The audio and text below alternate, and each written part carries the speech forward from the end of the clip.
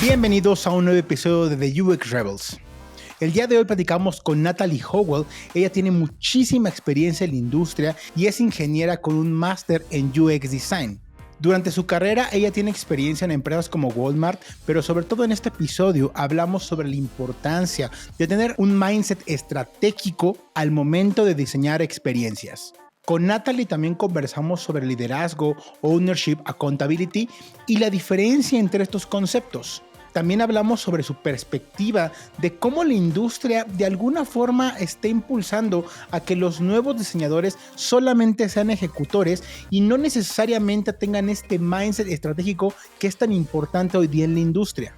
Además, con Natalie hablamos de la importancia de la autoevaluación de forma constante para desarrollar una carrera muy sólida en este mundo del diseño.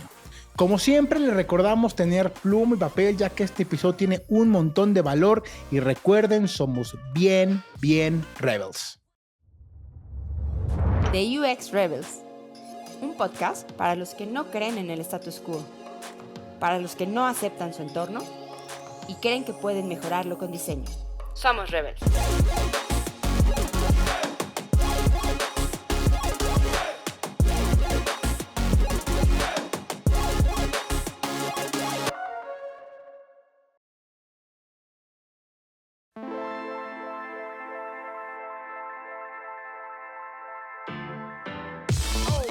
Buenos días, buenas tardes o buenas noches, bienvenidos a The UX Rebels, el podcast que parece tu casi algo narcisista porque nunca avisa cuando termina una temporada y tampoco deja claro cuándo empieza la siguiente.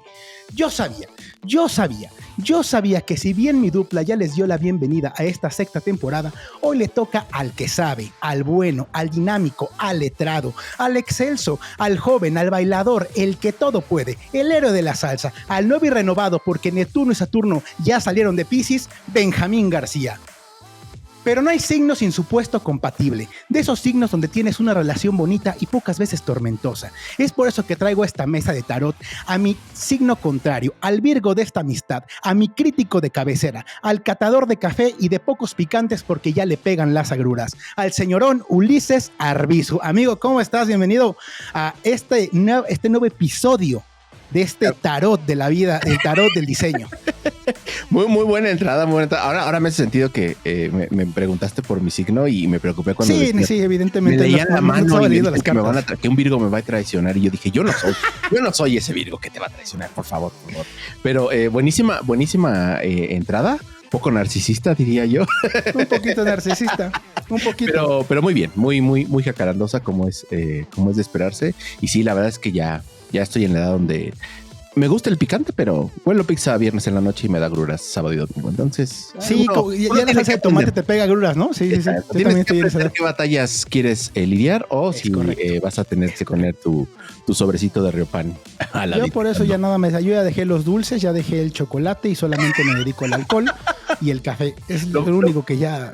Uno elige sus batallas, evidentemente. Exactamente. Lo peor es que lo más rico es lo que más daño hace, ¿no? Así son las cosas en la vida. Totalmente. Como los casi algo narcisistas. Pero bueno, vamos a empezar porque este episodio va a estar buenísimo y la verdad es que en este segundo episodio, no quiero spoilerear, quizás cambiemos, pero en este episodio de la sexta puede ser tercero, temporada, puede ser cuarto.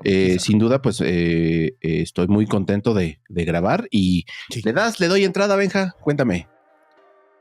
Dale, Ulises. Venga, pues está con nosotros Natalie Howell. Sí lo dije bien, ¿verdad, Natalie? Natalie Howell. Perfecto. Pues bienvenida seas a esta tu casa de UX Rebel. ¿Cómo estás? Muchas gracias.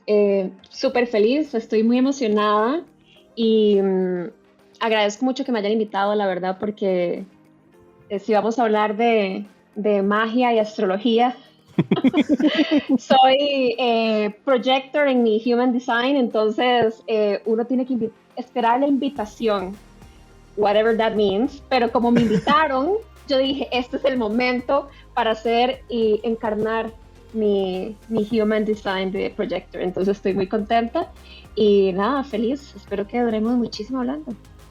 Seguramente sí. Bueno, Nat, vamos a empezar con la pregunta obligada, con la pregunta de rigor que siempre hacemos aquí en el podcast. Cuéntanos, ¿qué te hace rebel?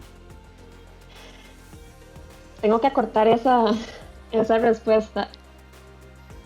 Yo siempre he sido, diría una amiga, la oveja psicodélica.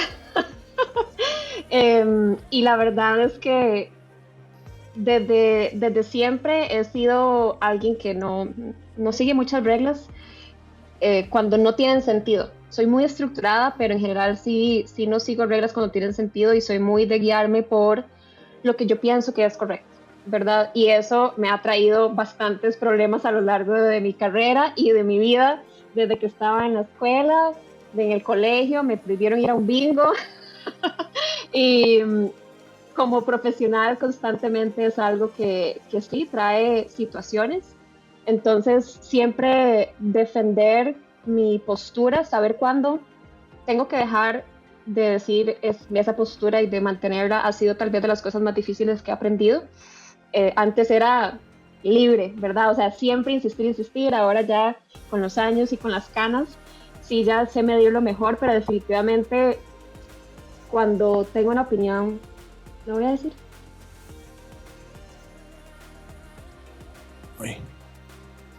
Perfecto.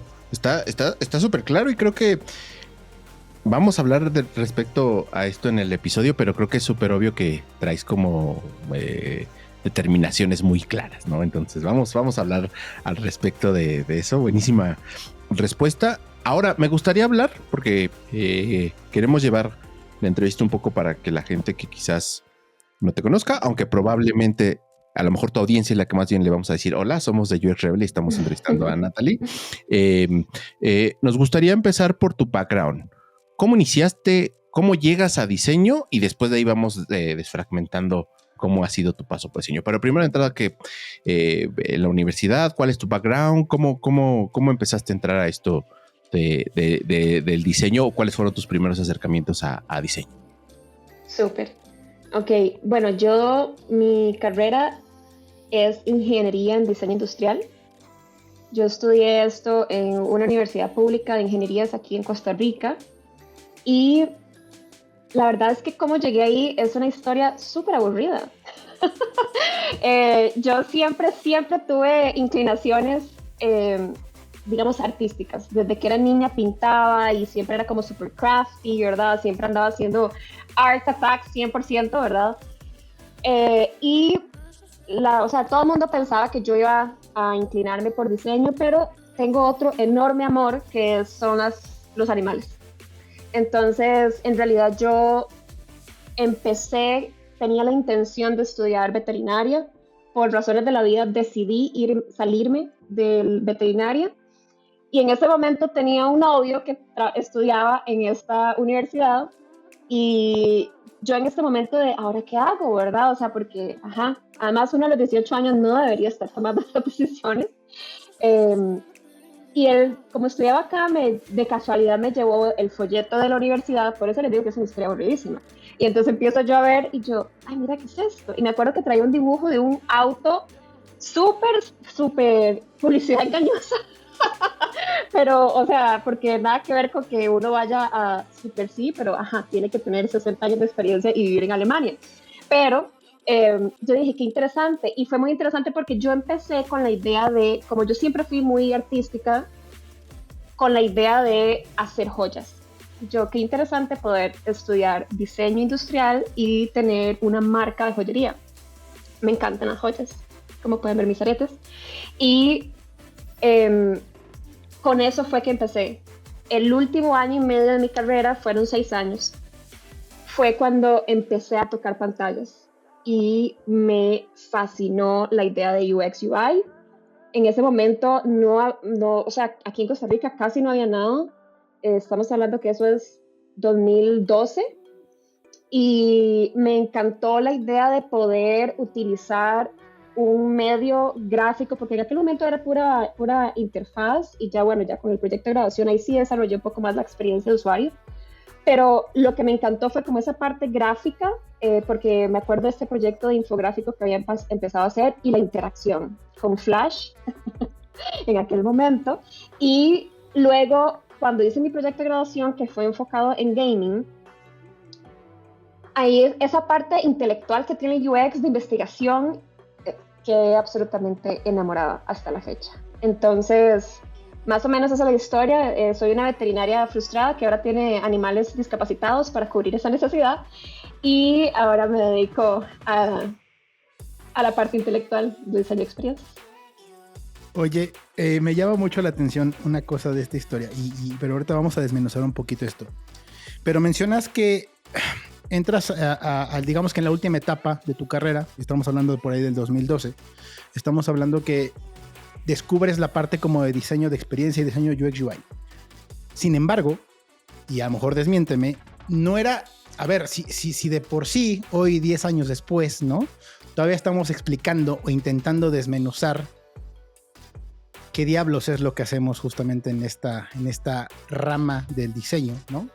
Con cualquiera de sus apellidos. Vamos a llamarle diseño intelectual, como bien lo mencionas.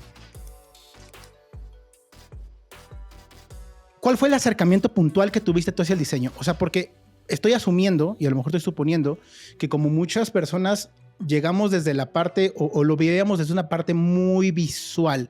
Me gustaría comprender qué fue lo primero que descubriste en esa parte intelectual. O sea, ¿o qué fue lo primero que hiciste pensando en que, bueno, han pasado 10 años de eso? ¿Y qué fue las primeras? O sea, no sé si te tocó hacer investigación, pero ya tenía el nombre puntualmente, a lo mejor de research, ¿no? ¿Qué fue esa parte que te llamó, que dijiste, esto es UX, o esto es diseño de experiencia? Porque, insisto, es 2012 y creería que todavía no estaba tanto las bases, ¿no? de lo que hoy día tenemos en esta rama del diseño. Sí, es una pregunta interesante y compleja. Todo empezó, me acuerdo, esta tarea era algo así como un infográfico interactivo, ¿verdad? Entonces ahí como que descubrí esta idea de qué necesito yo para que el usuario pueda navegar una interfaz de manera intuitiva, ¿verdad? En ese momento estaba explicando cómo funcionaban los carros eléctricos y cómo eran mejores que un carro de gasolina. Eso es tema para otro momento. Y esa idea de, ok, ¿dónde tiene que presionar el usuario? Me acuerdo que había hecho como el motor de gasolina y vos podías presionar las partes, ¿verdad? O sea, esa idea de cómo le enseño yo a alguien que esto es cliqueable, ¿verdad? Ese fue el primer acercamiento como con el usuario. Y ya luego sí se desarrolló un poquito más en el proyecto de graduación, porque como decidí hacer una parte muy pequeña de una aplicación de gaming, nunca salió al mercado. La UI estaba ya definido, el look and feel estaba definido, entonces ahí la parte más bien era cómo yo podía explicar el juego a alguien, cuáles eran los niveles, cómo podía navegar dentro de esta pantallita que parecía en aquel momento era como un cuarto. El menú era un cuarto, digamos, entonces tenían todos esos elementos. Y ahí fue donde tuve este acercamiento con la investigación. Ahí yo hice, además como era gaming, era aún más abstracto, ¿verdad? Porque sí, había poco de UX, sobre gaming es distinta a la teoría, ¿verdad? Entonces había mucha experimentación y ahí fue donde empecé como a entender sobre la parte de research, porque ahí yo hice paper prototyping. Si bien es cierto, conocí el concepto de card sorting, entender por qué no necesitaba card sorting para ese proyecto también fue una de las cosas que fue como interesante a nivel intelectual, porque ya era entender el concepto, ¿verdad? O sea, no era simplemente como seguir, era como, ok, arquitectura de la información, y era, pero esto no se ve, no tiene secciones como un app normal, una aplicación normal.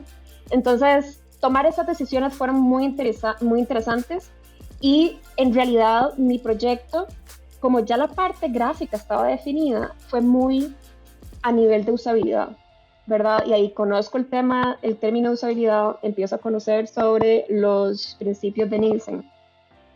Y me parecían desde ese momento, y me siguen pareciendo absolutamente geniales, que hoy sigan siendo válidos. Y así fue como yo tuve ese acercamiento más a la parte de investigación y como concepto de diseño, porque al final es un pensamiento de diseño, ¿verdad?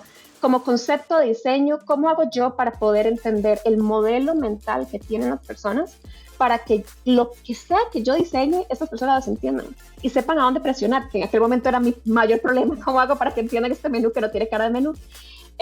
Entonces, pienso que esa fue la parte donde yo hice más clic con esta parte intelectual de investigación, de entendimiento de otras personas que entienden las cosas diferentes como yo las entendía.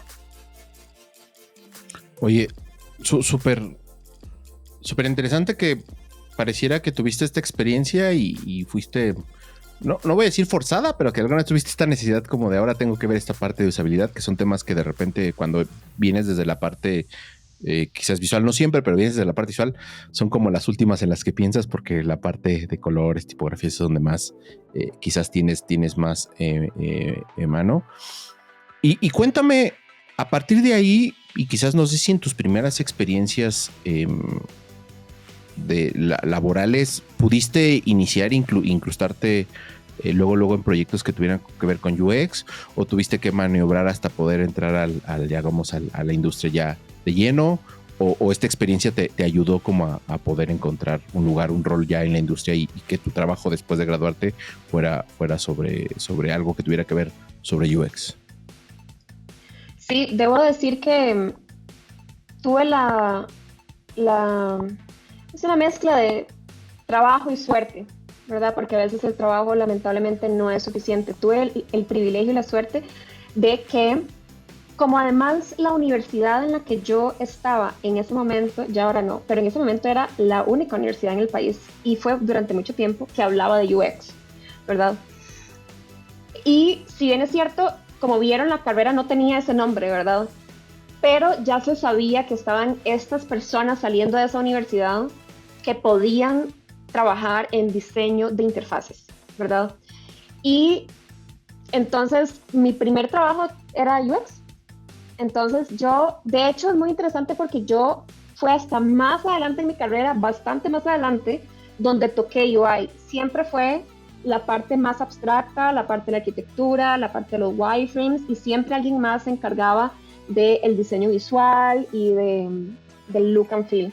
Entonces mi primer trabajo fue en una agencia que en aquel momento se llamaba Possible, que tiene una sede acá, y era para un cliente en Estados Unidos que se llama Fuse TV, y era rediseñar su sitio web, entonces que era de televisión. Y así fue como empecé, y ya después ese trabajo yo empecé como vendor.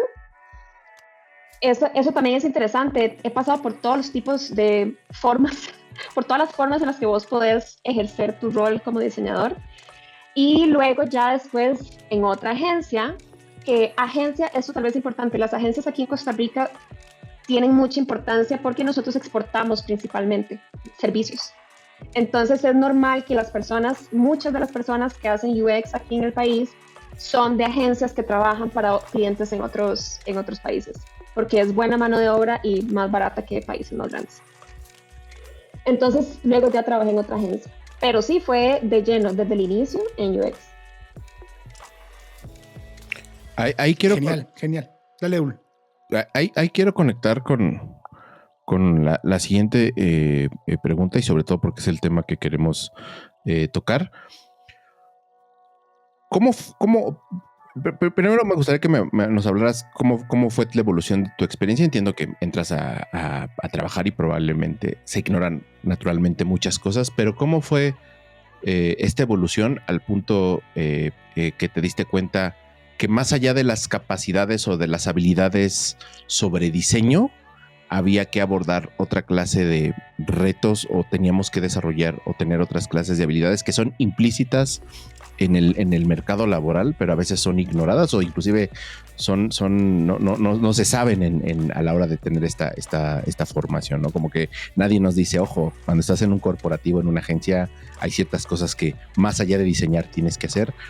¿Cómo fue tu acercamiento al respecto y el hecho de hacerte consciente de pues que a veces no necesariamente solo diseñar o ser bueno diseñando era suficiente para poder seguir evolucionando en los roles de UX? Pienso que con respecto a eso tuve dos grandes momentos. Uno de ellos fue que en la segunda agencia que trabajé, perdí el trabajo, me despidieron. Y en ese momento, por alguna razón que en realidad no tengo demasiado clara, pero la línea de pensamiento fue, yo tengo que poner aquí mi negocio propio. Voy a ser yo independiente. O sea, eso pasó así, inmediatamente yo fui despedida, yo dije, aquí es ver qué hago. Pienso que la línea de pensamiento venía por más o menos que en aquel momento yo estaba más o menos recién independizada de mi familia y tenía la responsabilidad de mi apartamento, regresar a mi casa no era una opción y pasar por un proceso de reclutamiento tomaba tiempo. Bueno, ahora toma mucho más. En aquel momento yo creía que tomaba tiempo, ¿verdad? Pero estamos hablando de que por lo menos, no sé, 3 meses, 4 meses, ¿verdad? Estamos hablando de hace prácticamente 10 años. Y yo dije, no puedo, o sea, no puedo esperar tanto, ¿verdad? Porque tengo una responsabilidad, además estaba súper joven financieramente, todavía no había creado ni estructura, nada, ¿verdad? Entonces necesitaba la plata.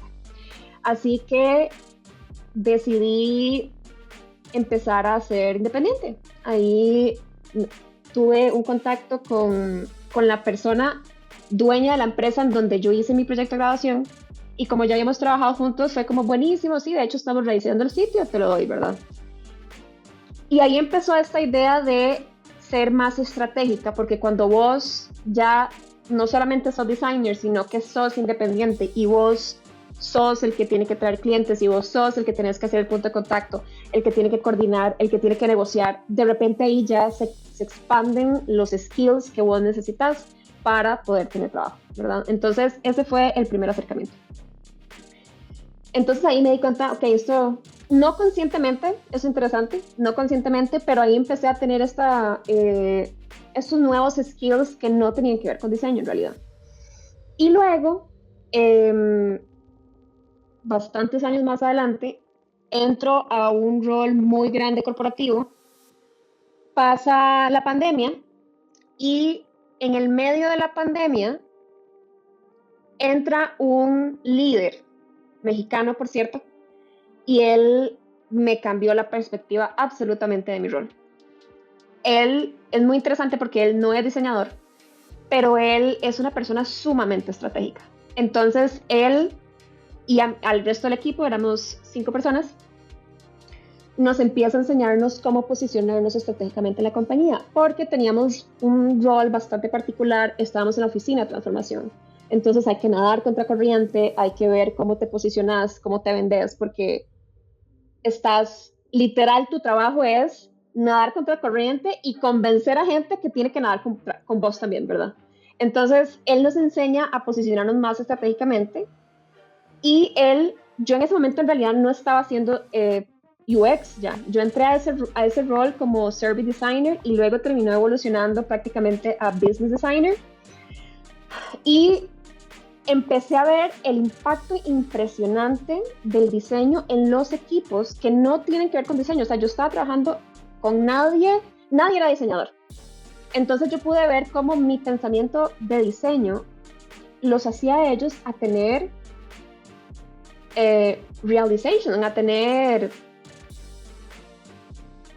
aha moments, insights. Perdón porque tengo un montón de palabras en inglés. Y esas,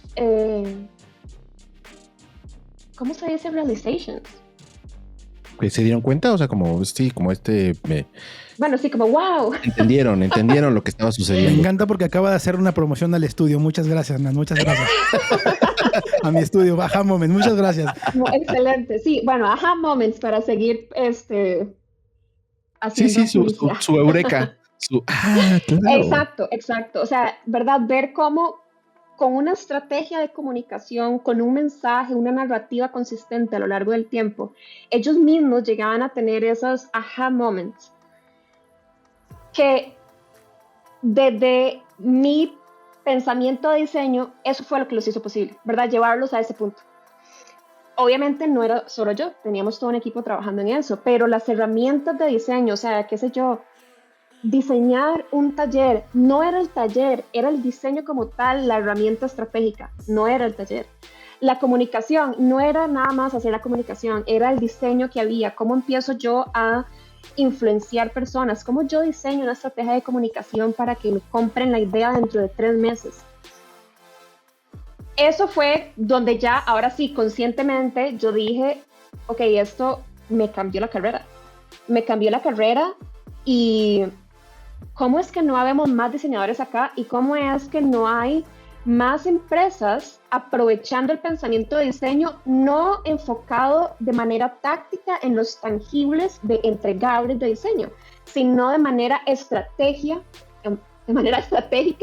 en la manera en que pensamos, en las que tomamos decisiones y donde decidimos hacia dónde vamos. Eso para mí fue absolutamente mind-blowing. Eso me voló la cabeza y escaló mi carrera muchísimo. O sea, yo en ese rol, y aquí ya me estoy hablando un poquito ya más de temas que son los que enseño hoy. Ese rol, yo crecí o sea, yo que crecí en esos 5 años, no había crecido en toda mi vida anterior. Y de manera muy interesante, nunca cambié de rol. O sea, nunca pasé de senior y esas etiquetas, además de que nunca me han importado. Yo crecí demasiado y mi carrera no sería lo que soy sin esos 5 años que tuve y que además no avancé, entre comillas, en la escalera corporativa. Me parece excelente justamente esta historia que nos platicas y justamente nos va a dar hilo para irnos a los temitas y queremos platicar contigo. Pero, a ver, me gustaría profundizar, porque te entiendo muy bien, te entiendo perfectamente y aquí lo hemos hablado en algunas ocasiones. Hemos hablado mucho de la importancia de ser estratégico, pero hemos hablado mucho, o sea, muy enfocado al tema así, entender negocio, entender los objetivos, stakeholders, etc.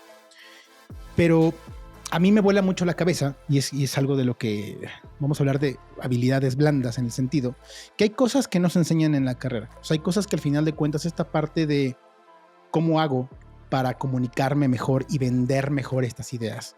El cómo le hago para ponerle este inception a un posible cliente y contarle perfectamente la historia y que lo comprenda. Y que aparte de que lo comprenda, te compre el valor en presente y en futuro de todo lo que se va a hacer.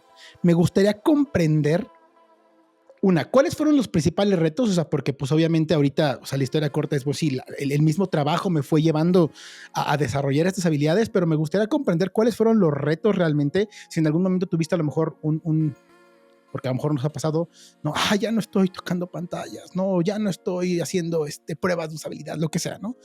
Y de pronto pasar a tener que diseñar comunicación para vender, ¿no? Eso me gustaría entender. ¿Cuáles fueron los principales retos y cuáles son las habilidades que realmente tú crees que hoy día tú adquiriste y que posiblemente muchas de las personas que nos estén escuchando deberían estar adquiriendo, ¿no? Más allá de enfocarnos, digamos que, bueno, en todo lo fancy, ¿no? Que hay hoy en día hablando de habilidades.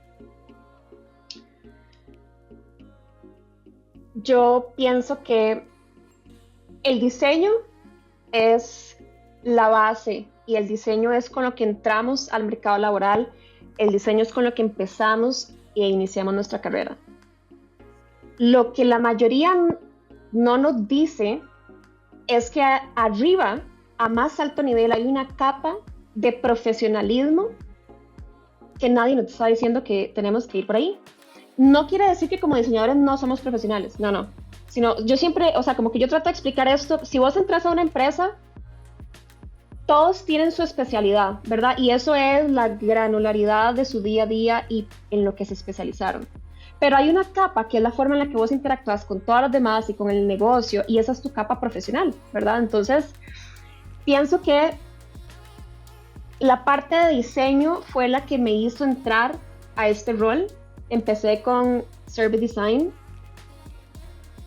y ahí, y volviendo, hilando con el primer tema, me vi obligada a traer este diseño intelectual otra vez, porque fue un proyecto, no puedo explicar el nivel de complejidad de ese proyecto. Entonces, yo ahí estaba muy feliz. Esa parte, los retos intelectuales siempre me han gustado mucho. Entonces, yo no pasé por esa idea como de, no estoy diseñando pantallas. Yo más bien lo veía como una evolución, como, ok, ya no estoy diseñando pantallas, ¿verdad? Y la pandemia ahí entró y esto es no sé si es un skill que todos tienen que desarrollar, pero sí pienso que es muy poderoso y creo que uno le puede sacar provecho. Yo antes había sido emprendedora. Cuando la pandemia vino, se podrán imaginar que prácticamente la empresa quedó on hold, ¿verdad? O sea, nadie sabía qué hacer. Es una empresa de retail, entonces su objetivo era alimentar a Centroamérica. Todo lo demás pasó a segundo plano. Era cómo traemos todo esto y de dónde, porque de este momento de China no se puede. Entonces, todo lo que estamos haciendo pasó a, 40 a nivel de prioridad, ¿verdad? Ahí vengo a traer el primer skill, que es ese nivel de ese pensamiento emprendedor. Que por suerte, mi dupla, ¿verdad? O sea, el otro diseñador que había, éramos solo 2 designers en esta compañía, él también había sido emprendedor. Entonces, los dos estábamos sentados, cada uno en su sala, porque no podíamos vernos. Y era, ¿y qué hacemos? O sea, no podemos estar de brazos cruzados, ¿verdad? Y ahí empezamos nosotros mismos a vendernos dentro de la compañía, tocando puertas virtuales, porque no estábamos ahí, tocando puertas a otras unidades de negocio. Entonces, recordando, yo estaba en la oficina de transformación y entonces, por ejemplo, ahí empezamos a trabajar con tecnología directamente y ahí diseñamos un poquito de pantallas, ¿verdad? Pero entonces era, yo sé que mis skills son súper válidos, yo sé que yo puedo ayudar demasiado a la compañía. No tenía a nadie que me dijera qué hacer en ese momento. El líder que tenía era un líder muy, muy alto nivel que estaba enfocado en mantener la empresa a flote. Entonces estábamos solos. Y nosotros empezamos a tocar puertas, ¿verdad? Y obviamente tecnología dijo, claro que sí, vengan para acá, a nosotros nos sirve. Y entonces empezamos a vendernos en ese caso como UX. Pero la ventaja de esto es que lo que hizo fue que nos dio mucha visibilidad. Y esa es otra de las cosas que una persona estratégica tiene que hacer. Y es, ¿cómo hago yo para que la gente conozca lo que yo puedo hacer? Porque entonces lo que pasa es que ya la gente empieza a conocer quién sos y cuáles son tus skills. Y cuando vos logras explicarlos bien y demostrar ese valor que vos crees, te empiezan a llamar y entonces te empiezan a buscar. Y alguien dice, es que vieras que esta persona me ayudó con este problema que tenía. Y claro, en ese momento la herramienta transformacional era la pantalla. Pero cuando nosotros trabajamos con esas personas y cuando nosotros les ayudamos con nuestro pensamiento de diseño a decantar esas soluciones en pantallas, ellos quedaban bastante, qué interesante, ¿verdad? O sea, qué interesante esta línea de pensamiento, qué interesante la manera en la que ustedes logran consumir toda esta cantidad de información y la destinan súper simple. Y entonces eso empieza y mira, y esto nos sirve como para algo en la tienda. Y entonces otra persona por allá, es que miren que tengo un problema y quisiera usar su cerebro para poder poner las cosas en orden. Entonces, la idea de ver cómo hago yo para darme visibilidad es algo que es importante y es estratégico. Las personas estratégicas, lamentablemente, no nos podemos quedar en el margen. No funciona. Si no, no estoy siendo estratégica, porque para ser estratégica necesito ir a un nivel de profundidad que las personas, la mayoría, no quiere llegar. A nivel de retos, aprender a comunicarse es bastante difícil, ¿verdad? O sea, las personas sabemos hablar, pocos sabemos comunicar. Y es muy complejo además comunicarte con personas que no tienen idea lo que vos haces. Estamos hablando que esta no es una compañía de tecnología, entonces eso la convertía en un ambiente muy hostil para nosotros porque no había manera en la que ellos realmente entendieran qué era lo que quisiéramos. Entonces fueron meses, años para algunas personas, para algunos stakeholders, entender realmente qué era lo que nosotros hacíamos, si es que en algún momento llegaron a entender. Entonces, esa comunicación, saber que toma tiempo, yo creo que eso es de los retos más duros, saber que no es rápido. Convencer a un stakeholder de que vos valés, no vale con que, ay, vieran que yo valgo y soy muy buena en lo que hago, no es suficiente. No es suficiente. Y tampoco es suficiente con evidencia. Yo puedo traer algo y es como, sí, ¿verdad? No es suficiente. Es algo que vos empezás a nutrir y a nutrir y a nutrir y entonces pasan los meses y meses, ¿verdad? Es algo lento y ahora sí, este stakeholder te ve con respeto y entiende que tal vez no entienda qué es lo que vos haces, pero sí entiende que te necesita. Yo de verdad pienso que eso fue algo bastante crítico en mi rol hubo meses donde mi dupla y yo nos preguntábamos por qué no nos despidieron. O sea, de verdad, es que no teníamos jefe, no teníamos tareas, o sea, todo era solos y estábamos medio debajo del radar porque, pues sí, estábamos haciendo cosas, pero como no eran cosas que nos estaban pidiendo, entonces mucha gente nunca se enteró que estábamos haciendo cosas. Y creo que genuinamente saber proyectarnos como alguien que se sienta a pensar, que se sienta que tiene un modelo de pensamiento estratégico y no táctico. El stakeholder puede ser que no entienda lo que vos haces, pero ahí es suficiente para que ellos digan, pero parece que es útil.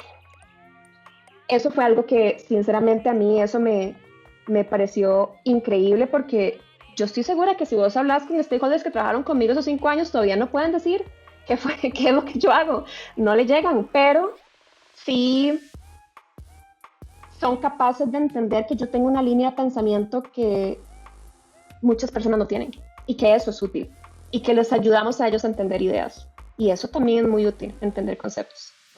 Entonces, sí, no sé si respondí tu pregunta porque es una pregunta compleja. Creo que sí, ¿no, Benja? Sí, no. Y sobre todo destaco esta parte, híjole, que es difícil. Hasta aquí lo noté medianamente, la parte de que sí, sabemos hablar y eso es muy fácil, pero saber comunicar, híjole, es cosa de trabajo. Y es algo que normalmente no se practica, es aprender. Inclusive, no sé si les ha pasado, imagino que sí. Yo me acuerdo que cuando me tocaba vender, porque mucho tiempo me tocó solamente vender,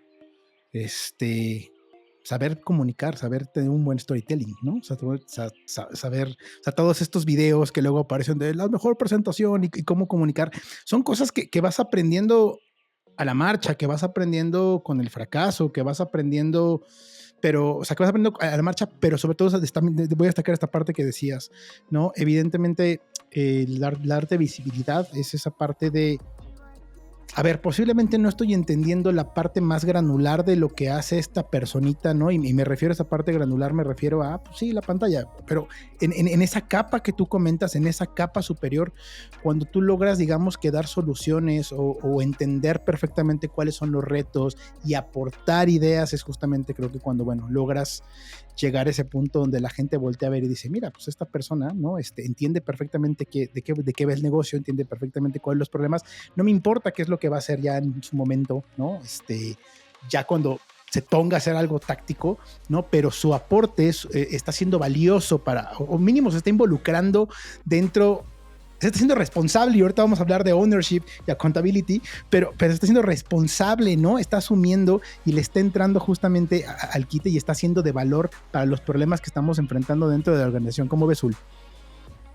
Sí, sin duda creo que a mí lo que me llama mucho de lo que nos platicaste es que probablemente muchas de las personas ante estos retos se hubieran achicado o hubieran dicho, ay, pues ya no tengo nada que hacer y listo, o sea, me ha tocado verlo, pero ahí me gustaría como regresando a esta parte que tú cuentas de estas habilidades que un poco como por no quedarte quieta y un poco también como por curiosidad o por necesidad de decir, pues quiero seguir teniendo, o sea, sé que tengo valor y que puedo dar valor a esta empresa y es más bien cómo lo traduzco y pensar cómo lo traduces.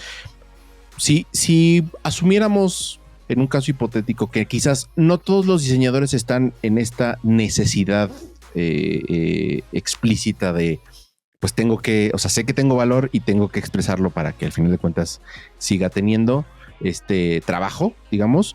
Mi pregunta sería, ¿qué cosas, no sé si recomendarías o qué cosas tú ves, más bien, que alguien que a lo mejor todavía está en roles donde tiene que ver mucho con implementación, le puede ayudar este tipo de mindset o este tipo o entender este tipo de ownership que nos decías que te gusta llamarlo así más que liderazgo?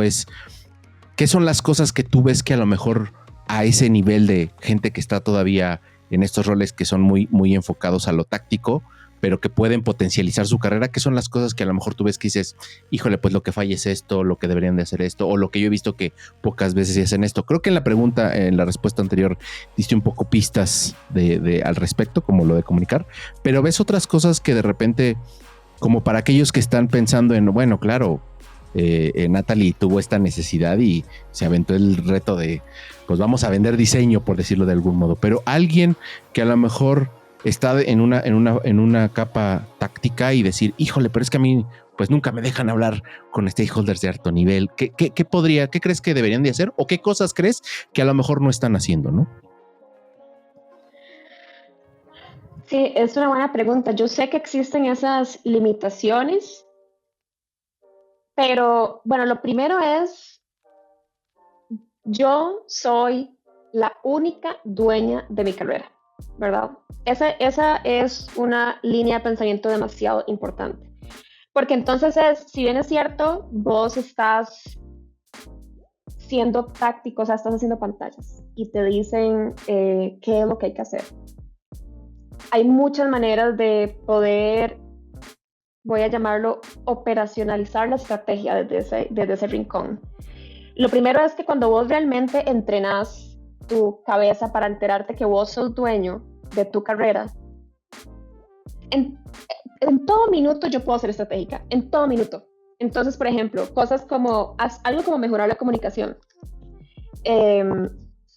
Yo puedo empezar a ver cómo hago yo para comunicarme mejor en el nivel en que yo me comunico. Si bien es cierto, tal vez no le estoy hablando a un vicepresidente, con alguien estoy hablando, ¿verdad? Entonces, desde el nivel más bajo, ¿qué puedo hacer yo? No importa, ¿verdad? Si no es el vicepresidente o si es la persona que está a la par mía. ¿Cómo hago yo para pulir la manera en la que yo me expreso y la manera en la que yo puedo practicar porque estoy tomando decisiones de diseño de manera técnica, por ejemplo, ¿verdad? O sea, desde ese momento yo puedo empezar a practicar.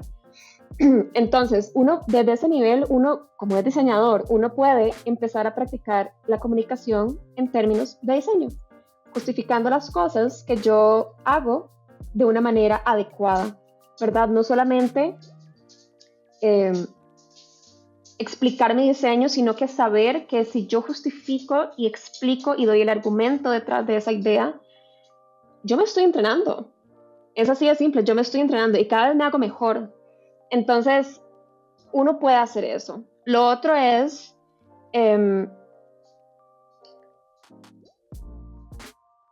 ¿cómo puedo hacer yo para tratar de entender el negocio?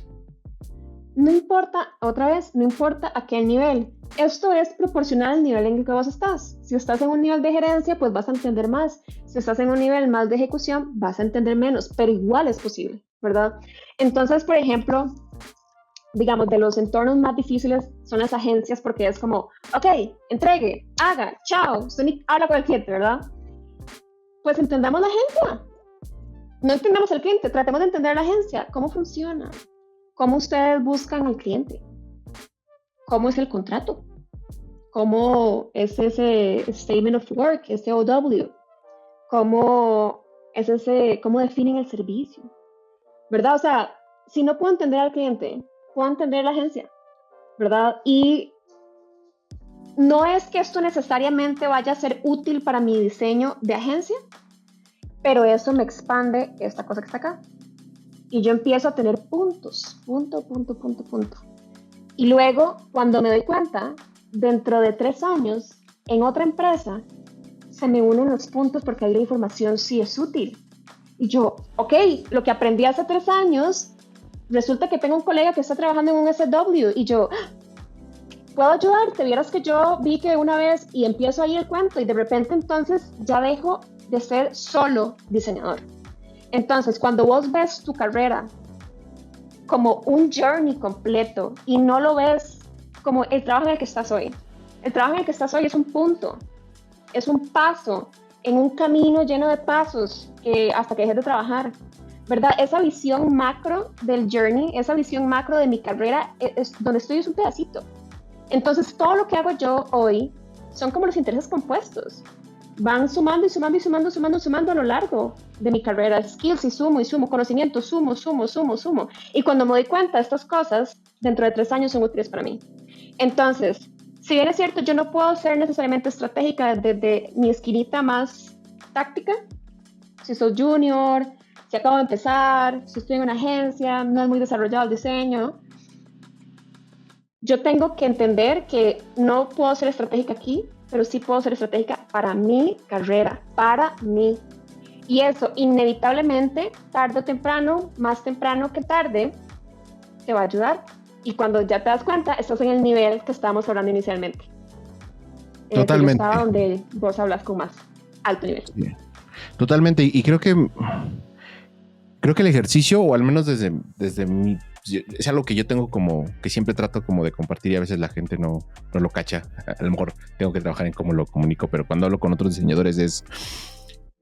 El hecho de explicar las cosas te ayuda a ser mejor cada vez cuando explicas, practicas, ¿no? Y el hecho es de, si no puedes explicar qué estás haciendo, por qué estás haciendo las cosas, es porque básicamente no las tienes con claridad mentalmente y va a ser muy difícil que a alguien más le puedas explicar este tipo de cosas. Ya sea, como dices, la superestrategia, porque a lo mejor estás en un nivel de management, un nivel de dirección, o el hecho de entender cómo este táctico va a funcionar en un sentido pequeño, pero que se entiende cómo está incrustado en una cadena más grande, ¿no? Eso creo que está como muy interesante, ¿no, Benja?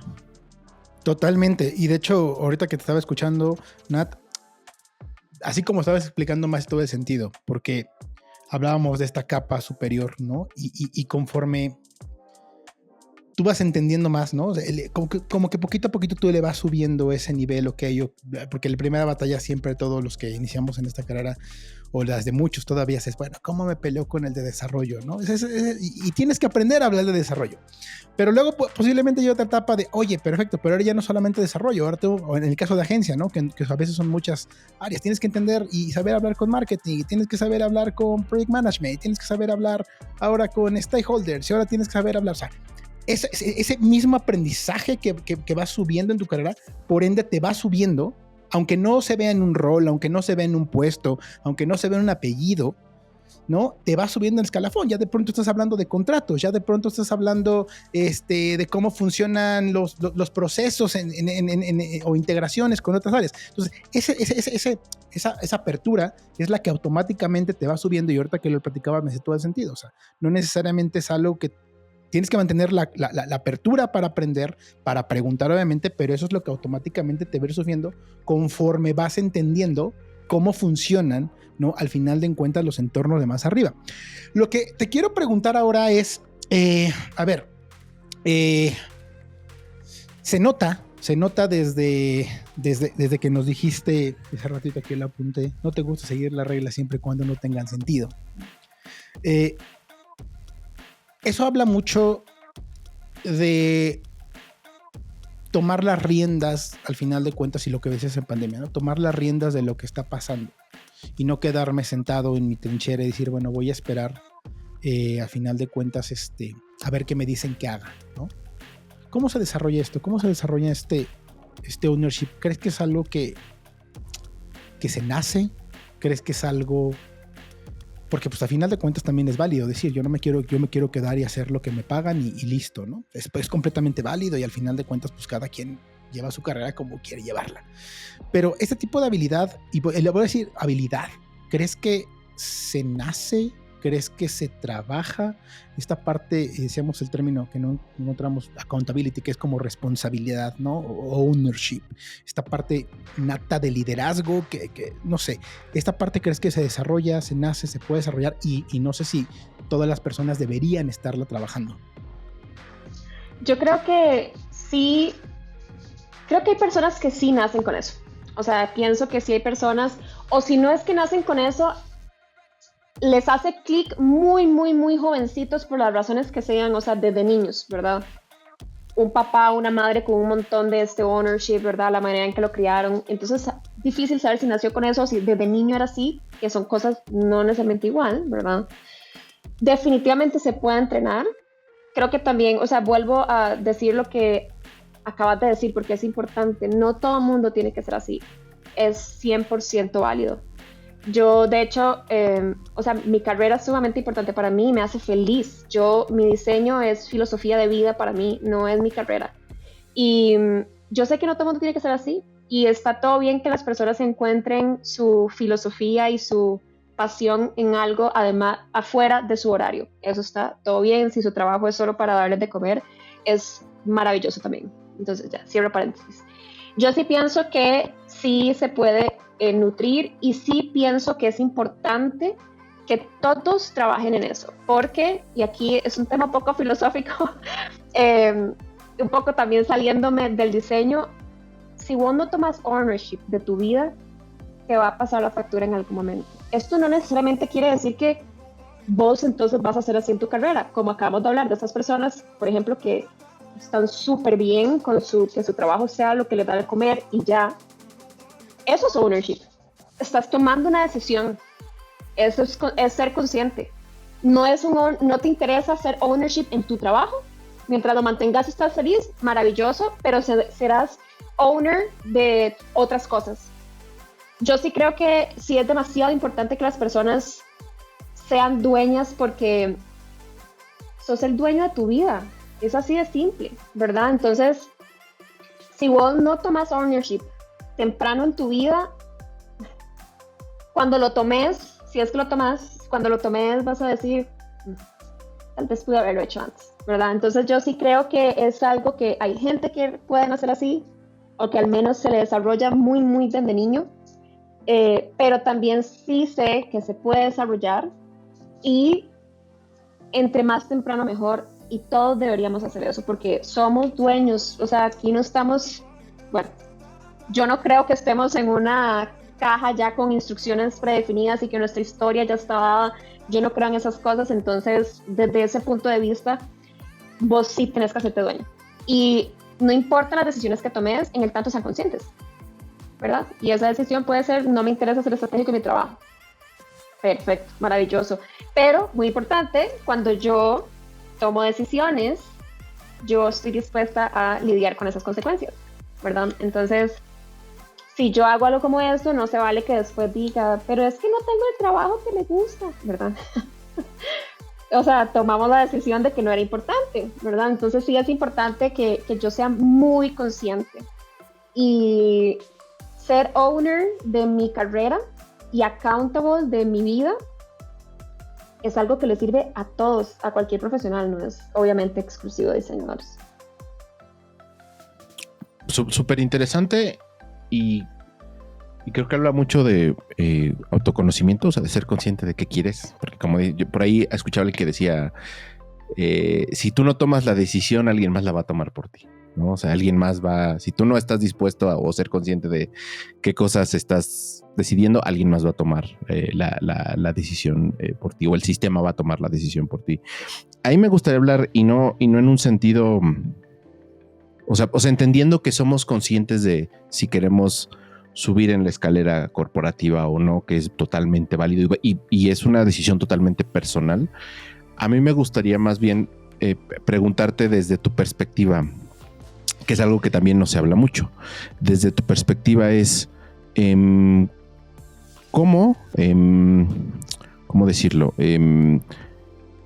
Desde tu perspectiva, ¿cuáles son las cosas que quizás nadie te dice y que son no me quiero decir las partes amargas o los sinsabores, pero esa parte que quizás nunca se cuenta, porque siempre hablamos de la parte estratégica como esta parte que todo va bien y súper y lo logramos, etcétera?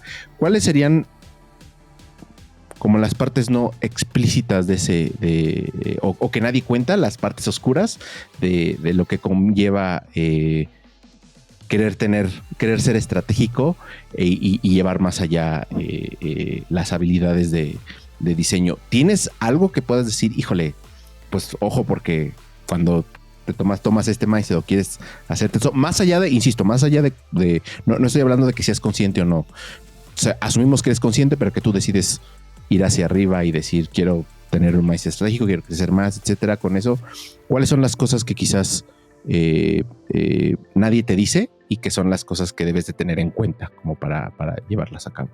Me encanta la pregunta de el lado oscuro de la estrategia, porque sí, todo tiene cosas buenas y cosas malas. Exacto. Cosas tal vez difíciles, ¿verdad? De aceptar. Yo pienso que con la estrategia es un poco así. Una de las cosas es que la estrategia no siempre funciona. O sea, hay veces en las que vos estás diseñando una estrategia, digamos, para lograr convencer a un stakeholder o algo por el estilo, y no funciona. Y eso es complicado, es, pues, no sé, todo ese esfuerzo para que nada pasara, eso es posible. Es posible. Algunas estrategias toman demasiado tiempo, ¿verdad? A veces pueden ser meses, a veces pueden ser años de tratar de convencer a alguien de tu valor y te haces, entre comillas, amigo de la persona ya al final. O sea, ya así como, pucha, ha pasado un montón de tiempo. Eso no es tan fácil. Lo otro es que es un ejercicio de... Hay que desbloquear realmente el pensamiento de diseño. La estrategia no se puede hacer desde un lugar desde un lugar táctico, y eso requiere brain power, eso requiere esfuerzo de mi parte que a veces es muy duro llevar, y que yo tengo que saber cuándo yo tengo la razón y yo siento que voy por buen camino y cuándo por donde le estoy entrando no. Esto me pasó particularmente con el primer proyecto en el que entré en este trabajo corporativo. Estaba pensado para 3 meses, me tardé 6 y tenía mi líder, es que ya es demasiado tiempo, es que este es el doble, eso no tiene sentido, tenés que cerrar, y yo dije, no, yo sé que aquí hay algo más grande y es importante, yo voy a seguir, ¿verdad?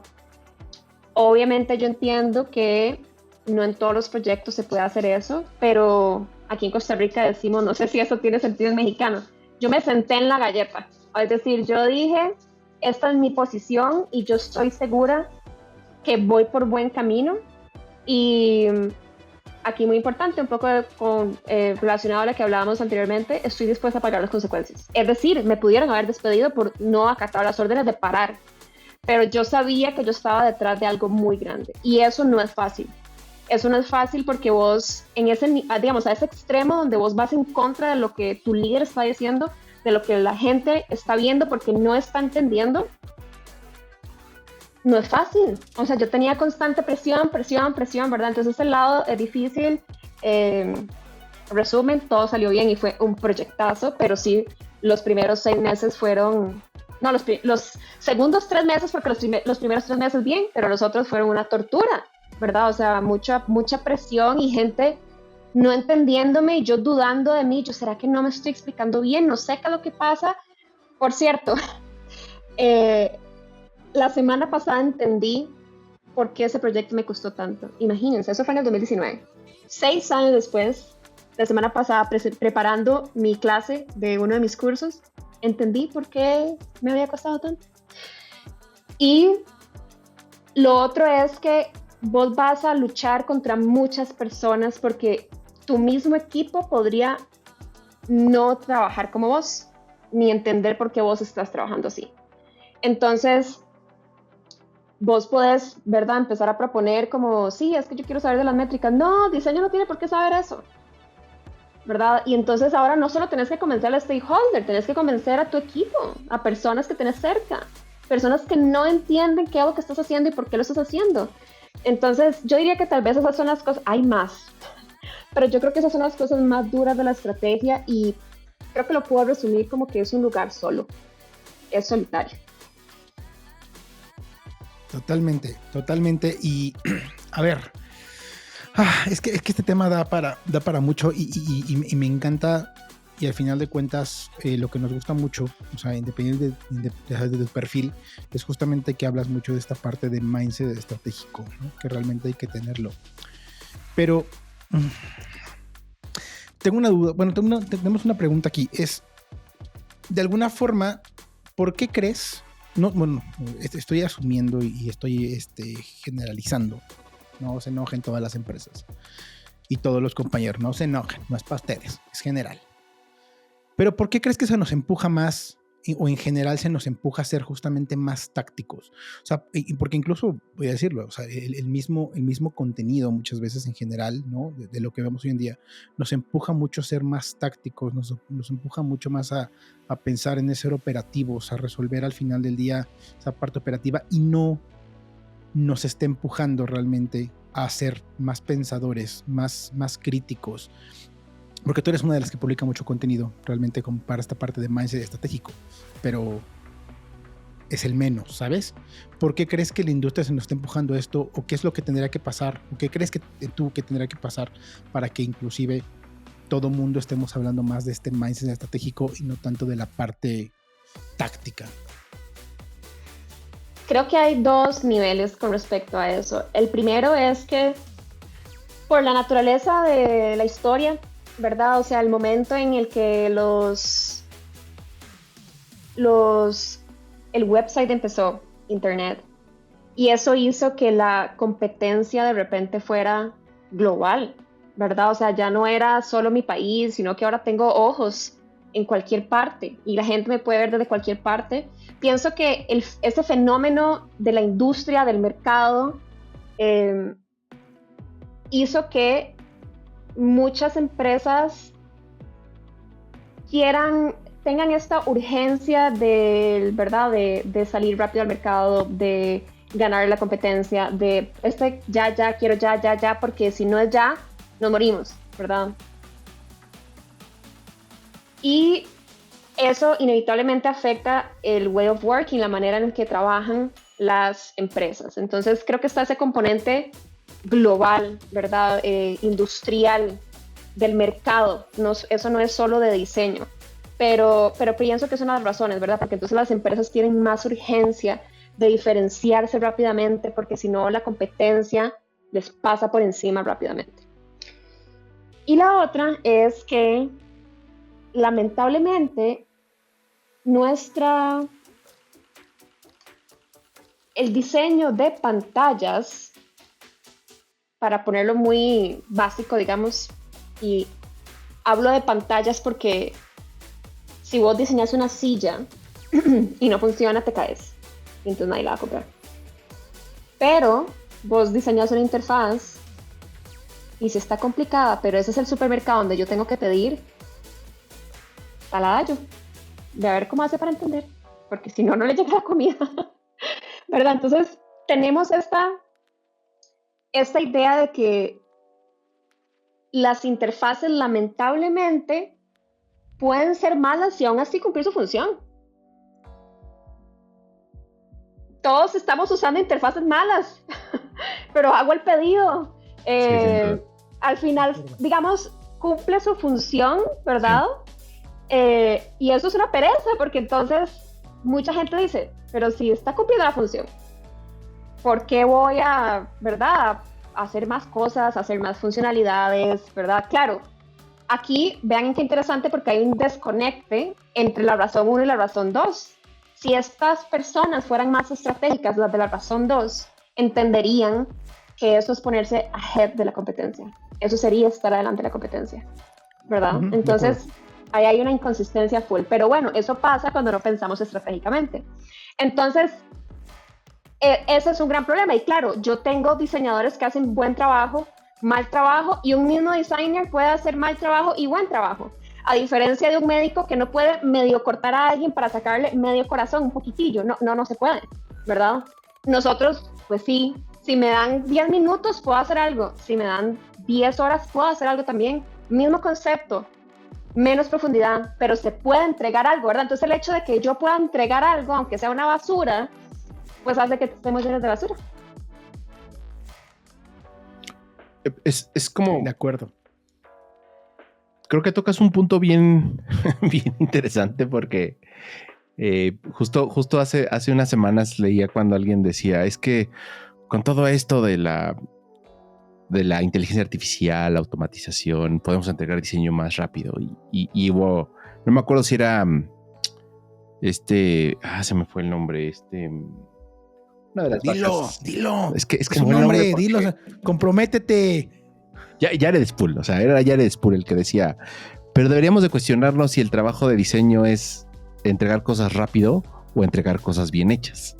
O sea, ¿cuál es el objetivo real? El entregar algo rápido es bajo una coyuntura de un contexto en el cual a lo mejor de repente no somos tan críticos y que a mediano y largo plazo quizás no es lo que estamos buscando. Lo estamos buscando como una especie de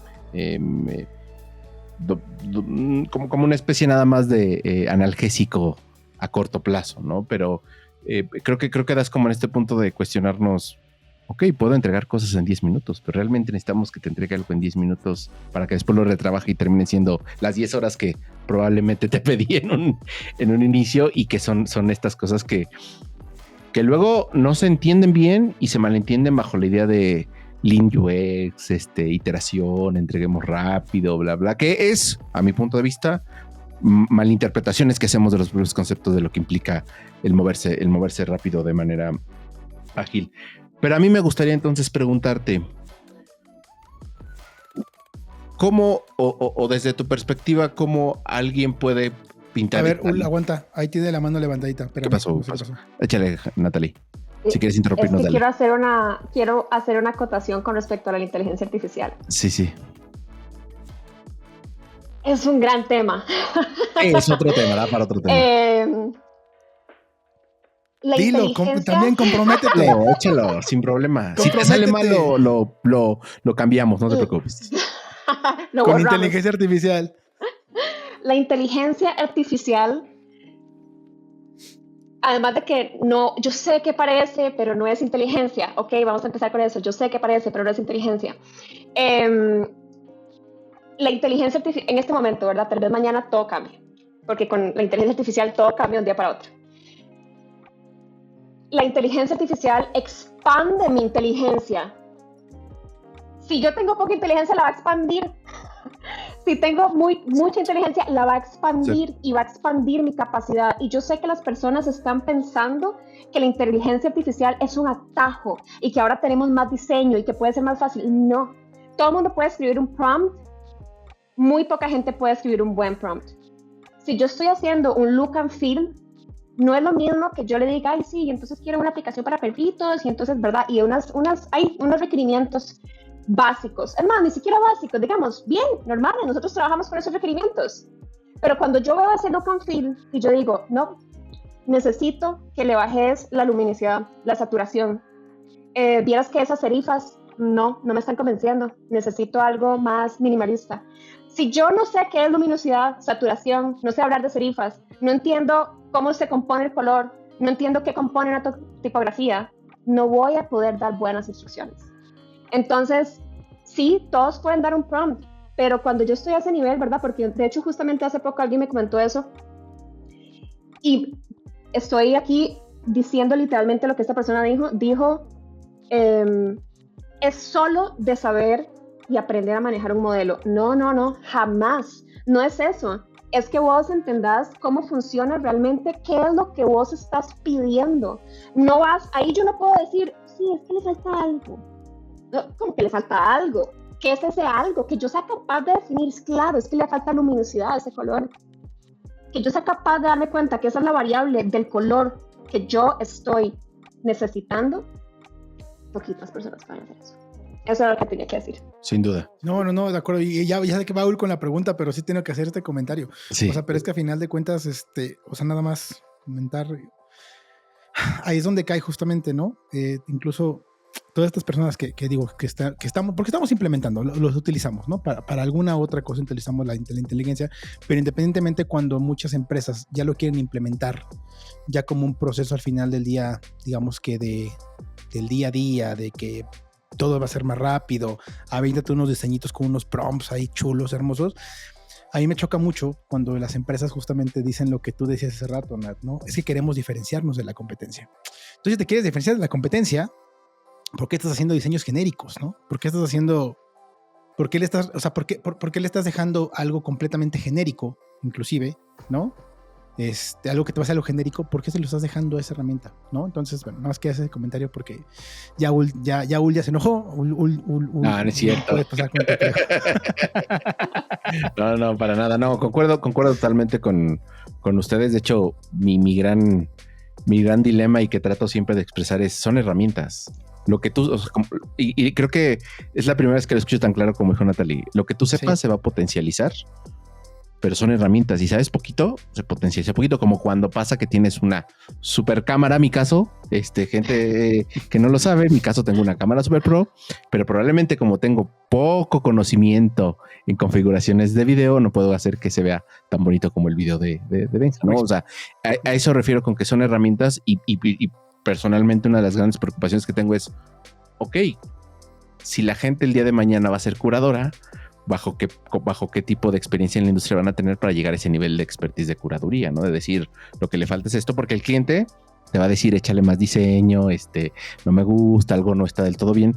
Tú tienes que empezar a entender que ese concepto específico, como decía ahorita Natalie, y eso es como lo que a mí me da como de, y si solo nos vamos a dedicar a curar, ¿en qué momento la industria nos va a llevar a decir, primero tienes que experimentar, desarrollar ese ojo clínico para entonces después decir, ahora sí, que los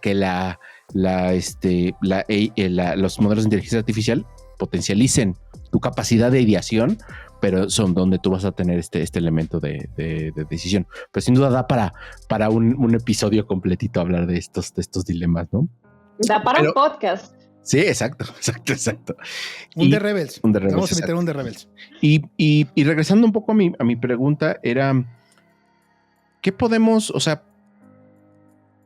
hasta dónde, o tú crees que hay más bien, tú me gustaría saber más bien tu perspectiva, ¿tú crees que hay una línea clara en decir en qué momento peleo, pero en qué momento no vale la pena pelear? Y no me refiero no porque nos sintamos en que ya nos derrotaron, no vale la pena, sino decir, no va a cambiar. O sea, no soy, como dirían, como dicen todos los exnovios, no soy yo, ¿no? Eres tú, o al revés. pero básicamente es decir, pues no se trata de qué tanto yo puedo empujar, simplemente no va a suceder, porque simple y sencillamente no estamos en la organización que va a tener ese tipo de perspectivas. A lo mejor hay ciertas batallas que están perdidas y en las cuales vas a tener que tener ese, sobrellevar ese tipo de decisiones que no nos gustan del todo y aún así tener que seguir trabajando. Probablemente eso implicaría meternos en cuestiones de si es el lugar en el que queremos estar o no, y va relacionado con lo que decía Natalie sobre entender qué queremos. Pero ¿tú crees que hay una línea clara o tú has podido detectar esta línea clara como para decir, ojo, si ven esto es una red flag y ya no somos, o sea, también entender hasta dónde llega uno y hasta dónde la organización simplemente no va a cambiar, no porque uno no empuje, sino porque simplemente la organización no quiere cambiar o no quiere voltear a ver? No hay una línea clara. ¿Alguna otra pregunta? No, mentira. No hay una línea clara. Muy buena respuesta. Yo personalmente, siempre lo intento en diferentes medidas. Hay cosas básicas, por ejemplo, que yo incorporo en mi narrativa. ¿Me pongan atención o no me pongan atención? Entonces, por ejemplo, pruebas con usuarios. Como diseñadora, yo nunca voy a dejar de insistir en pruebas con usuarios porque eso es el método correcto. Yo no puedo saber el modelo mental de los usuarios si yo no hablo con los usuarios. Punto. Y ahí voy a decir, reputación está también de por medio, porque entonces, claro, yo puedo diseñar algo que se ve maravilloso y que según yo funciona, y luego llega al mercado y resulta que no funciona la cosa porque yo no hablé con los usuarios, ¿verdad? Entonces, creo que tal vez esa es una de las variables, o sea, ¿cuánto me afecta a mí esto profesionalmente? La responsabilidad profesional también es fundamental, yo nunca voy a dejar de decir eso. Y lo incorporo en mi narrativa. ¿Qué quiere decir eso? Me traen un proyecto, no está en el timeline pruebas con usuarios, yo siempre tiro la cuña, siempre lo digo. Siempre digo algo así como, bueno, pero ustedes saben que aquí hacen falta pruebas de usuarios, ¿verdad? Yo sigo, pero siempre estoy ahí diciéndolo. Ahora, eso con cosas que son, digamos, del proceso que yo sé que son necesarias, ¿verdad? Yo nunca soy usuario. Eso no ha cambiado. No sé si en algún momento va a cambiar, pero yo nunca soy el usuario. Es una regla básica de diseño de experiencias. Esas reglas básicas del diseño de experiencias yo siempre las traigo a colación, siempre, porque me pagan para eso. Okay. Esa es una. Y la otra es que en esta sí yo puedo, de ahí me salgo, ¿verdad? Pero digamos que insisto varias veces, y por ejemplo estas son más a nivel tal vez estratégico, más a cosas de más alto nivel, digamos, no estamos hablando del entregable, de la interfaz, por ejemplo, sino que estamos hablando, qué sé yo, la estrategia del producto, ¿verdad? O sea, la venta del producto, las métricas de la compañía, una cosa que está a un nivel más alto que lo que estamos entregando en el día a día. Ahí yo siempre, tal vez insisto 2, 3, 4 veces y ya dependiendo del impacto que eso tenga, en realidad me salgo, o sea, lo dejo de decir, ¿verdad? Cuando hablo del impacto es como, ok, esto no es trascendental ni para mí, ni es trascendental para la compañía, entonces me alejo, o sea, yo ya di mi opinión varias veces, no funcionó, está bien, ¿verdad?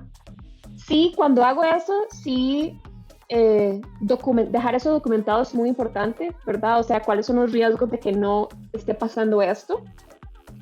Lamentablemente en las corporaciones hay que trabajar así, o sea, yo estoy dejando eso claro, protegiéndome, yo dije, esto no va a pasar por alto, yo lo dije y aquí está.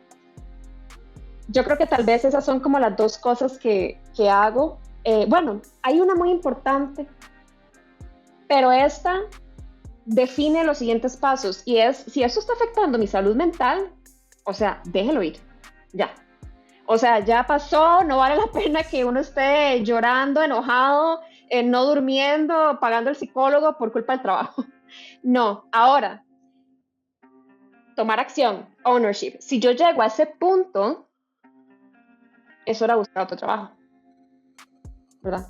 Entonces, sí creo que ese es un punto, digamos, crucial donde yo digo, no, es que esto me está afectando a tal punto que yo ya no puedo más. Bueno, no es que me voy a quedar ahí, no me quiero quedar ahí, a menos que yo sea capaz de let go, que no creo porque está afectando a mi salud mental y no puedo dormir.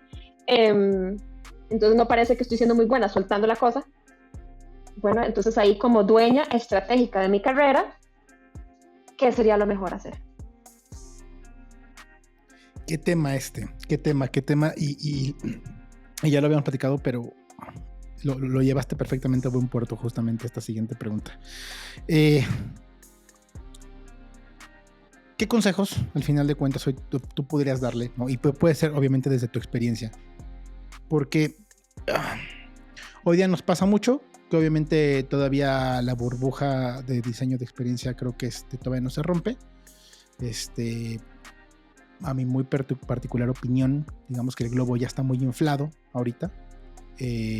Pero hoy día muchas personas quieren trabajar en la empresa fancy, quieren trabajar en la empresa top, ¿no? Pero realmente, porque pues lo poco que saben de la empresa es que pues, es top y tienen al final de cuentas un par de referencias de conocidos que trabajan ahí. Pero justamente ahorita vamos a hablar de diseñar tu carrera, porque me gustaría llevar hasta ese punto, pero hay que saber cuándo abandonar un trabajo, pero independientemente de eso, yo conozco y conocemos casos de personas que entran y a la semana ya están, no, es que no me gustó. ¿Qué consejos le podrías dar a las personas que cambian de día de trabajo, no? Es que es muy difícil, evidentemente, pero ¿qué puede hacer un diseñador justamente para que logre entrar a una empresa? Ojo, primero diseñadores del mundo, primero entiendan muy bien qué clase de diseñador quieren ser. Primero entiendan muy bien exacto a dónde quieren llegar y cómo quieren evolucionar su carrera. Entiendo que es difícil, pero primero hagan esa parte porque después de eso podrían poder entender a qué tipo de empresa quieren llegar. ¿Tú qué consejo le darías de cómo llegar a entender a qué empresa o qué deberían estar haciendo para poder entrar a una empresa con este mindset estratégico? Bueno, eso es una pregunta difícil porque a veces el mindset estratégico a veces no es tan obvio, ¿verdad? Entonces okay, a veces podría parecer que una empresa es estratégica o porque es muy grande, por ejemplo, tal vez ese es un sesgo, porque una empresa es enorme, es estratégica. No es tan así en realidad. Pienso que hay formas de filtrar, tal vez por medio del job description al que yo estoy aplicando, ¿verdad? La manera en la que está escrita, yo puedo ver si esta gente quiere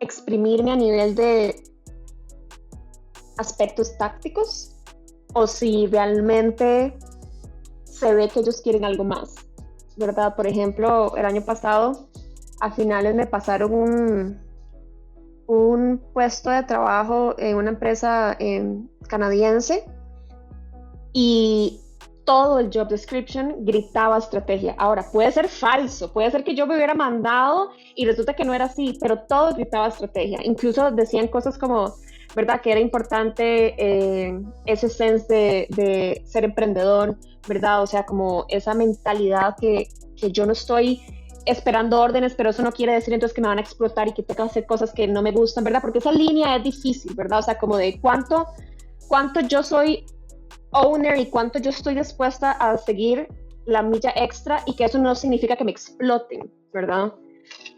Entonces creo que tal vez es una manera de ver, o sea, realmente ver el job description. Pienso que también en las entrevistas es muy importante que yo averigüe, ¿verdad? O sea, cómo es que esta gente realmente piensa en su día a día y cómo la estrategia se ve reflejada, ¿verdad? O sea, yo creo que es fácil identificar cuando yo pregunto sobre estrategia y suena genérico. Y si yo hago una segunda pregunta, ya se quedan como patinando, ¿verdad? O sea, como que ya no le llegan a la respuesta. Pienso que eso es otra manera de hacerlo, ¿verdad? O sea, diseñar un set de preguntas de forma tal que yo al puesto de trabajo voy a sacarle, o cuando estoy haciendo la entrevista para ese puesto de trabajo, quiero saber realmente cómo es la cultura, quiero saber cómo es, cuánto ownership tienen los empleados dentro de esa empresa, ¿verdad? O sea, cómo es la cultura de diseño, muy importante, cómo es la disciplina de diseño ahí adentro. Y, spoiler alert, la mayoría de empresas grandes son tremendas por dentro. Muchas son muy complejas, ¿verdad? La burocracia es una cosa que inevitablemente la probabilidad de que una empresa grande sea burocrática y que eso hace todo más lento es una realidad.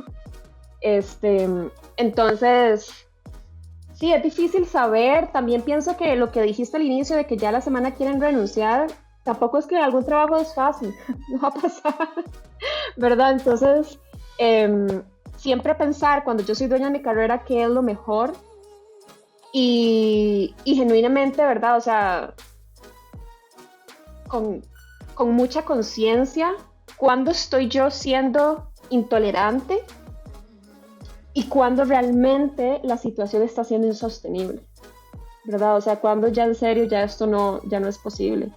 Pero sí, no sé si contesté tus preguntas porque eso está interesante.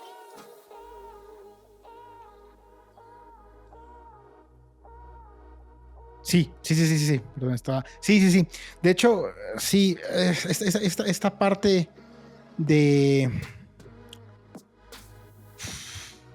Creo que lo platicábamos cuando nos poníamos de acuerdo para esta entrevista, ¿no? Normalmente, cuando vamos a una entrevista, hasta nos perfumamos, ¿no? Aunque va a ser una entrevista en cámara, ¿no?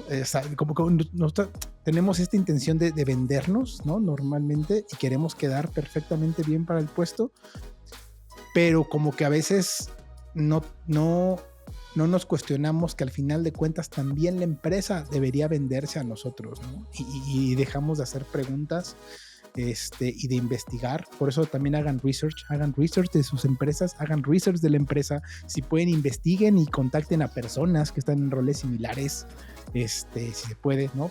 Para entender justamente si hace fit, ¿no? con ustedes. Aquí tenemos dos preguntas más, pero justamente basado en ese tema. ¿Cómo diseñas tu carrera?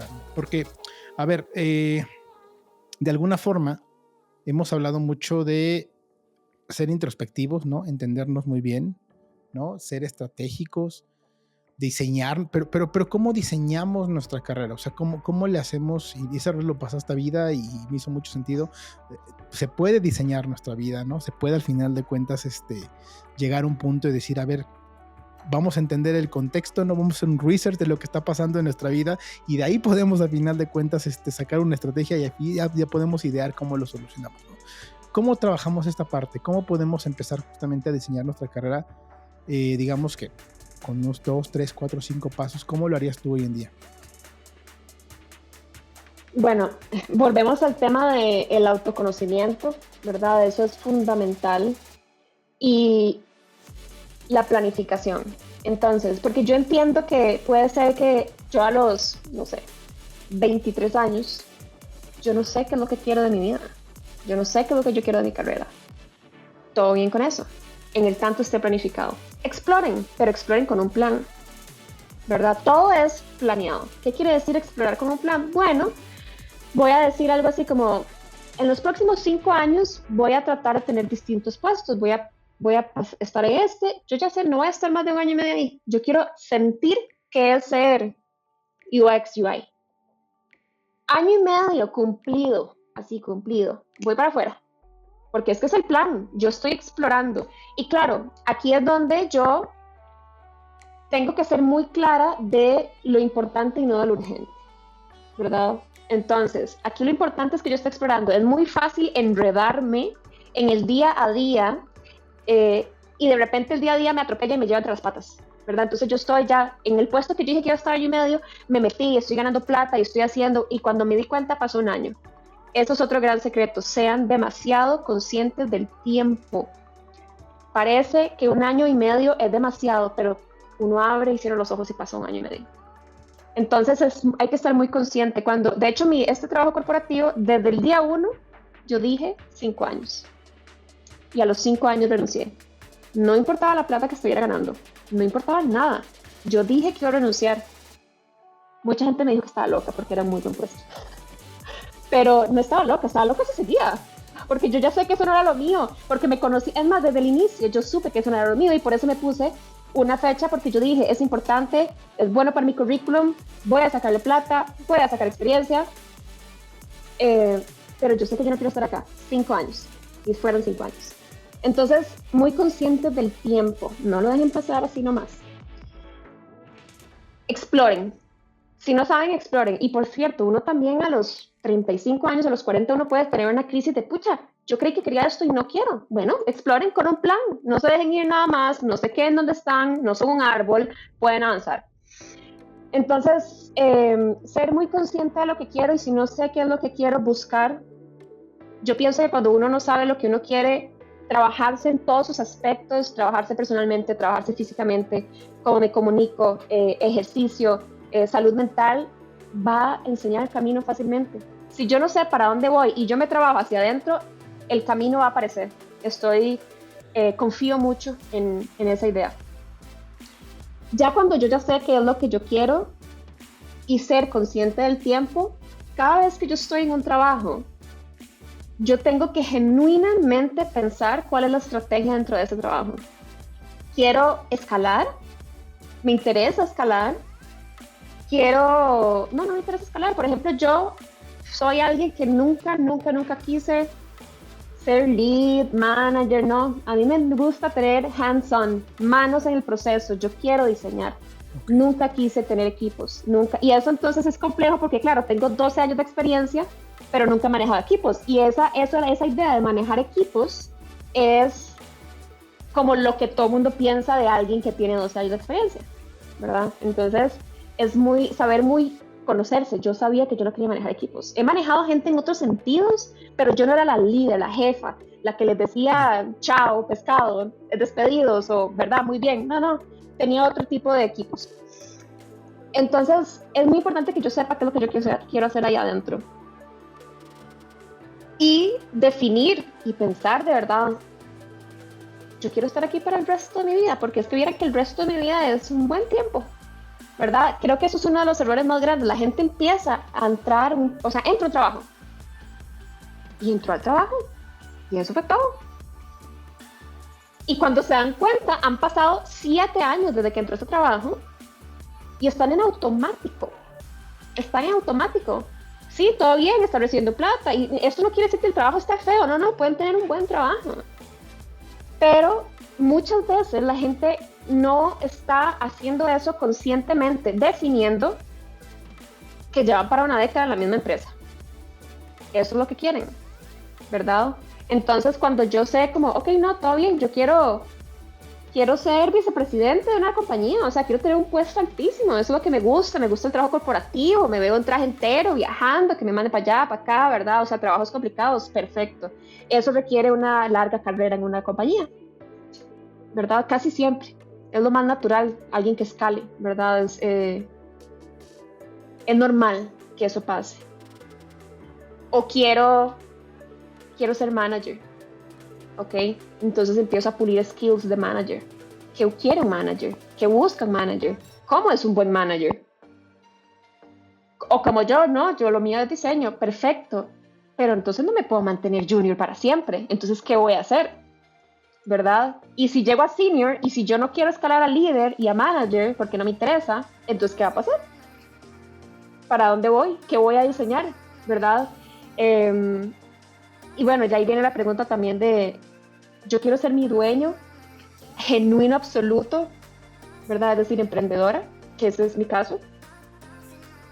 Que nadie me moleste y entonces si yo quiero diseñar hasta el pequeñito botón de la esquinita que nadie ve, yo lo voy a hacer porque es que eso es lo que a mí me gusta, ¿verdad? Entonces, creo que esa parte de la escalera corporativa es fundamental. Si yo no quiero ser manager, entonces, ¿qué vas a hacer después de 8 años diseñando?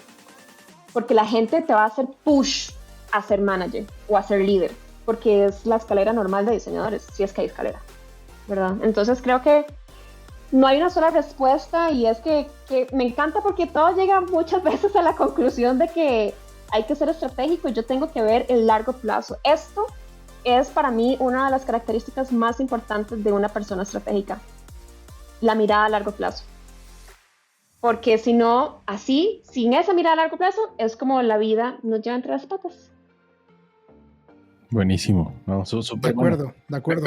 Hasta yo introspectivo va a ser este episodio también para mi parte 2. Exacto, ¿no? Y creo que lo que dices es muy cierto, es tener intencionalidad. O sea, lo explicaré así. Tener intencionalidad, ya sea lo que sea. O sea, no se trata de si lo que decides está bien o está mal o porque todos escogen una misma cosa, tú tienes que ir hacia ella, sino más bien escoge lo que tú sientas que es y sé congruente con esa decisión, que insisto, lo dijiste hace rato, puede ser que podamos cambiar de opinión, se vale, entender que no era lo que queríamos, ahora queremos otra cosa y también ser congruente y consistente con eso, ¿no? Entonces la verdad es que está muy buena la pregunta, es muy filosófica y es mucho de, o sea, pues de aventarse introspecciones y verdades hacia nosotros mismos, ¿no? O sea, no es lo que diga la gente, no es lo que la gente espere, no es lo que la escalera corporativa, la organización, la industria, etc., a cualquier ente externo a nosotros que queramos citar lo explique o se espere de nosotros, sino más bien es entender desde nuestra perspectiva única qué es lo que para nosotros es importante y ser congruentes con ello, ¿no? Entonces, pues muy buena muy buena respuesta, ¿no? ¿Tienes otra pregunta, Benja? Porque creo que con esta vamos a empezar No, dale con la última.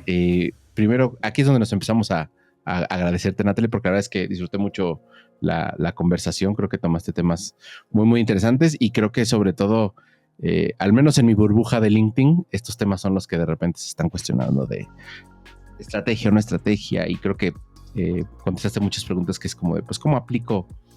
No importa dónde esté, ese ownership, ¿no? Pero aquí nos gustaría cerrar con esta pregunta que se la hacemos a todos, así como la pregunta ritual de ¿qué nos hace rebeldes? Cuéntanos acerca de esas 3 personas, diseñadoras o no, que han colaborado para que Natalie sea la persona que hoy es. ¿Cuáles son esas 3 personas que han influido en ti? Bueno, antes de contestar eso, me tenés que agregar en LinkedIn para estar en esta burbuja, porque yo estoy en una burbuja en donde todo el mundo está diciendo que UX es UX y que por qué estrategia y están enojados todos. Entonces necesito pasarme de burbuja. Sí. Buenazo.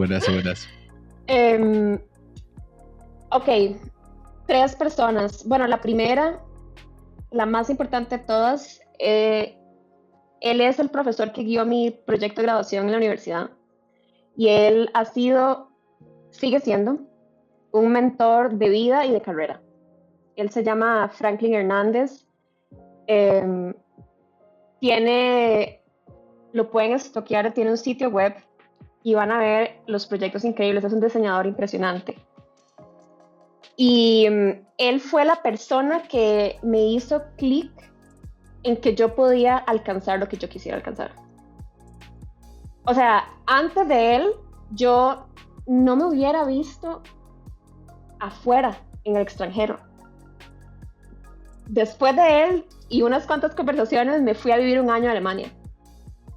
Y esa idea de que yo puedo alcanzar, es que es jodido esto, de que no se me ocurran las cosas. Por eso es que yo amo mentorear, porque cuando uno tiene una perspectiva externa, las etiquetas no se leen desde adentro.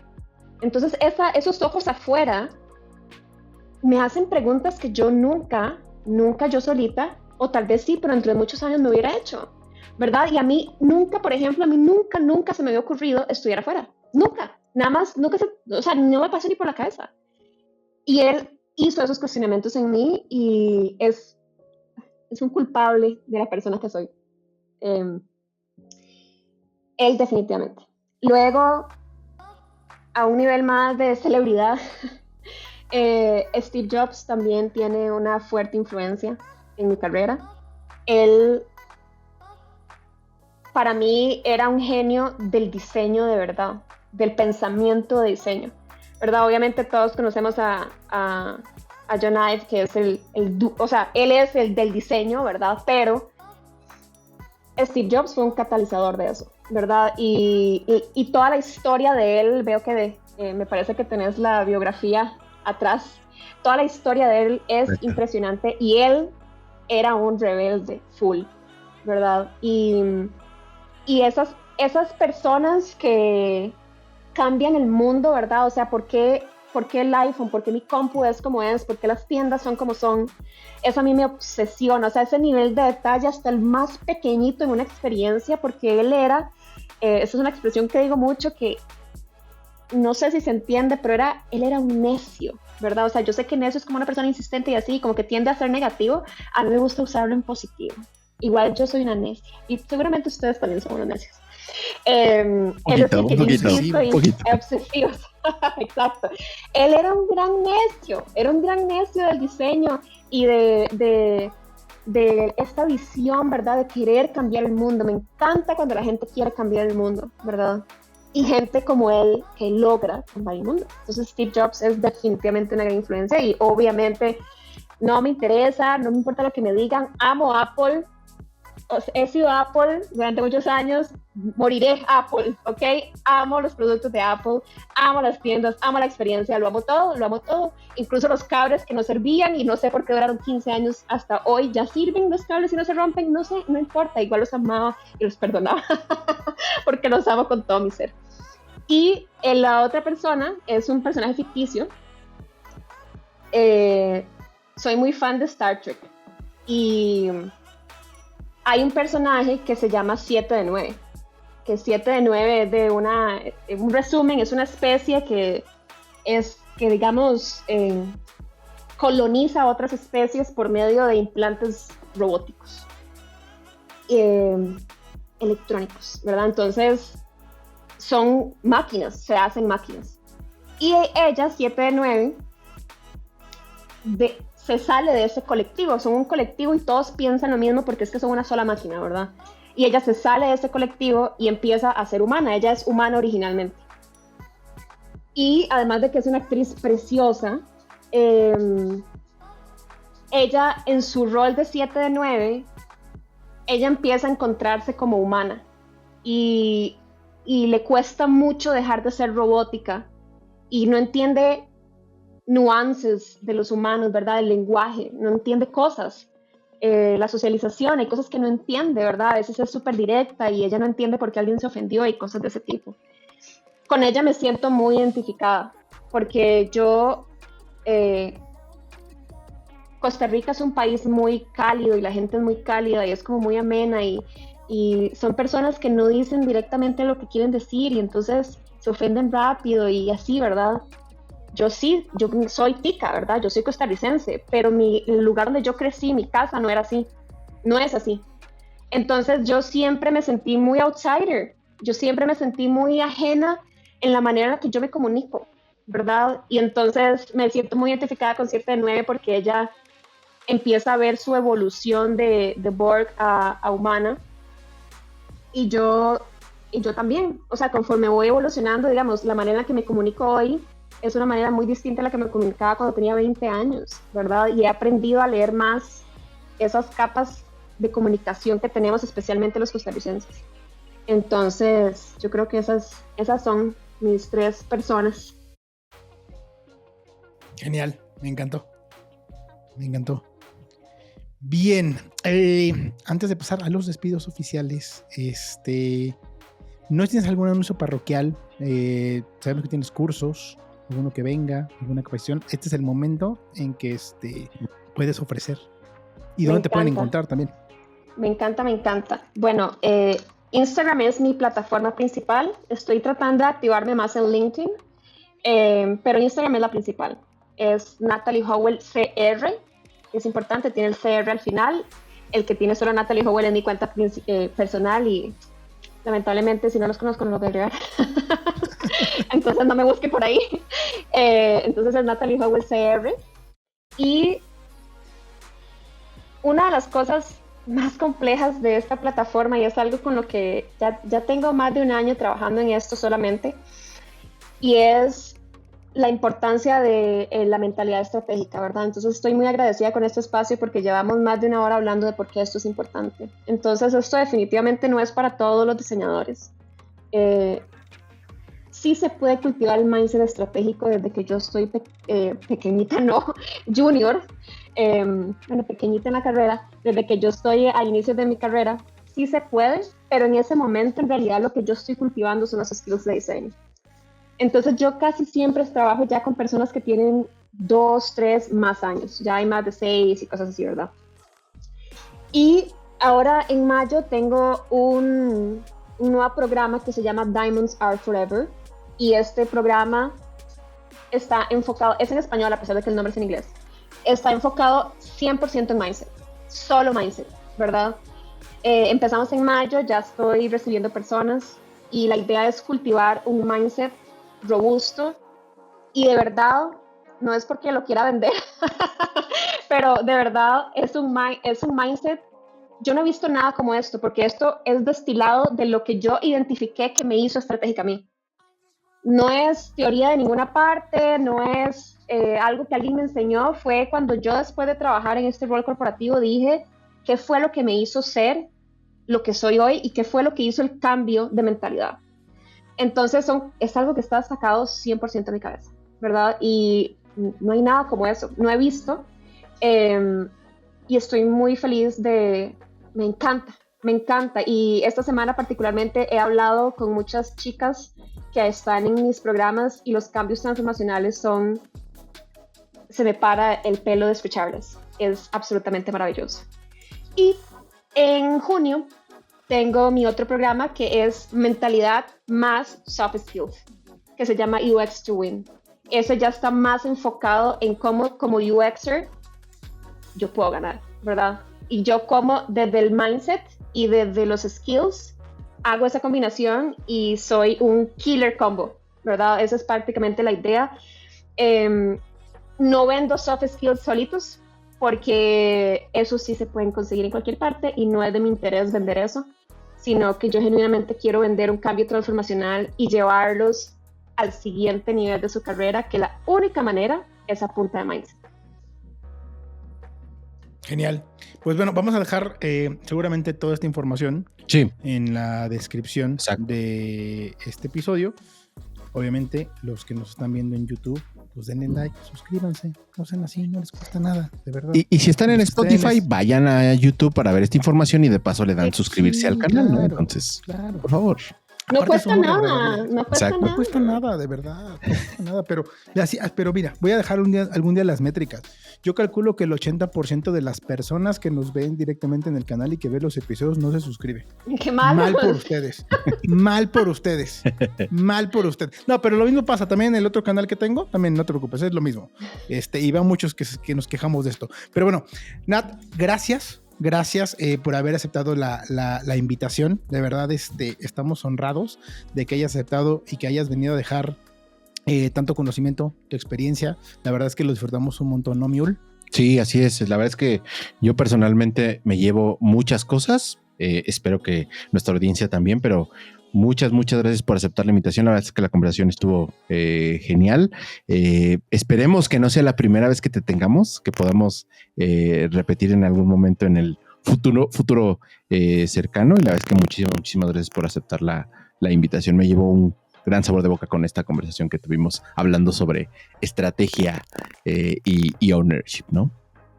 Me encanta, Correcto. ¿no? Gracias por invitarme, de verdad que es que a mí me encanta hablar.